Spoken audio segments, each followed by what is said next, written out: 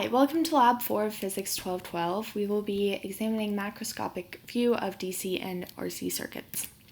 So this lab examines a series of circuits and parallel circuits in a simulator to visualize effects of resistors and capacitors. We will be exploring time-dependent voltage and use multimeters to predict potential difference in the circuits and changes in a circuit as time passes. The fundamental physics principles used in this lab were to understand the series and parallel connections of a circuit and the conservation of charge and energy, which is demonstrated by the loop rule, which says the sum of potential difference in a complete loop is equal to 0. Then also the conservation of current, which says the current entering an intersection equals to the current leaving the intersection, or current in is equal to current out. Then also Ohm's rule, which is the resistance is equal to the potential difference over current, and then also understanding capacitors, which store electrical energy in an electric field. So the voltage is equal to charge over capacitance. In this lab, we found that the RC time constant is equal to 6 seconds.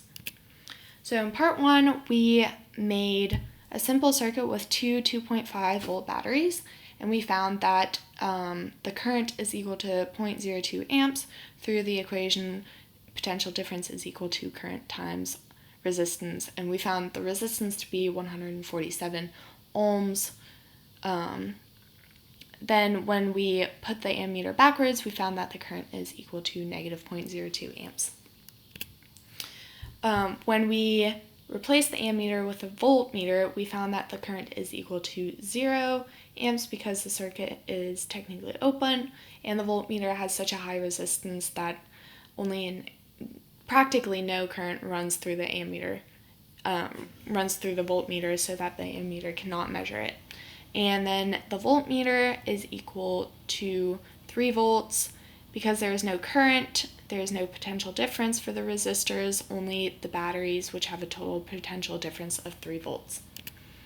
So in part 1, we calculated the potential difference at various parts of the circuit and found that the sum of all of these different locations equals to 0. So the change in potential difference is equal to 0 volts, and this goes along with the loop rule. Further questions asked, when a voltmeter was attached, the circuit is altered, but because the voltmeter has infinite resistance, practically no current flows through it, so the change in the ammeter is negligible. When we put the ammeter in parallel, the value of the current does change. This is because the ammeter is in parallel with the resistor and the current is divided, resulting in a smaller current. The ammeter does not have a strong resistance, so current does flow through it. This goes along with the node rule, and we found that the current is equal to 0.06 amps when divided. And then when we were asked to find the resistance of the following circuit elements, we found that the resistance of the 47 ohm resistor is equal to 47.95. The resistor of 100 ohms is equal to 102.05 ohms, the resistance of the wire is equal to 0 ohms, and the resistance of the ammeter is equal to 0 ohms, which follows our ideal values and shows that our experimental values are fairly accurate. In part 2 of this lab, we examined RC circuits and charging a capacitor using a battery, a capacitor, and a 10 ohm light bulb. We found that light starts bright and then dims as the capacitor charges, and current decreases until the light goes out when the capacitor is fully charged and there is no current. When we disconnected the battery, the capacitor discharges and the bulb begins to glow again but dims as charge lessens on the capacitor. The current flows in the opposite direction because of charge orientation. And then we found the time for a capacitor to charge and discharge using two different light bulbs, one with a 10 ohm resistance and one with a 20 ohm resistance, which, as you can see here, the 20 ohm resistance bulb uses double the time to charge and discharge, so 18.3 and 18.54 seconds, than the 10 ohm resistance bulb, which charges in 10.65 seconds and discharges in 10.71 seconds, which makes sense. Double the resistance, double the time. Then we plotted our results using a natural log of change in potential difference over change in initial potential difference versus time, using the change in potential difference plus of the capacitor and the resistor equaling to 0, or the loop rule, and also knowing that the change in potential difference of the capacitor is equal to charge over capacitance.